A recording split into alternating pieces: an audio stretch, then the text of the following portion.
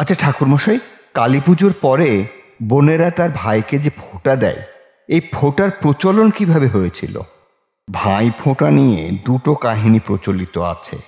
প্রথমত, সূর্য দেবতার স্ত্রী সংজ্ঞার সন্তান ছিলেন যম ও যমুনা।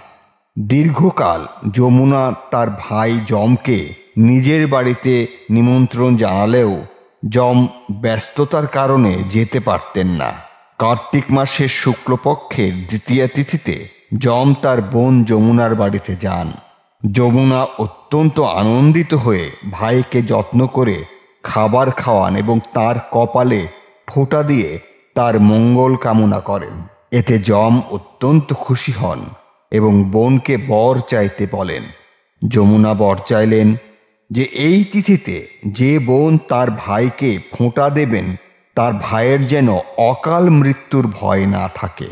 যম সে বর দান করেন এবং এই দিনটিকে যম দ্বিতীয়া বা ভাতৃদ্বিতীয়া হিসেবে ঘোষণা করেন।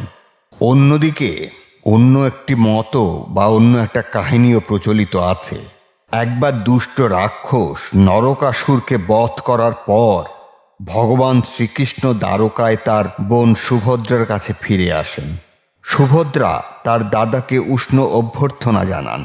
তিনি ফুল, মিষ্টি ও প্রদীপ জ্বালিয়ে শ্রীকৃষ্ণকে স্বাগত জানান এবং তার কপালে ফোঁটা দিয়ে তার দীর্ঘায়ু ও মঙ্গলের জন্য প্রার্থনা করেন। কেউ কেউ এই ঘটনাটিকেই ভাইফোঁটা উৎসবের উৎস বলে মনে করেন।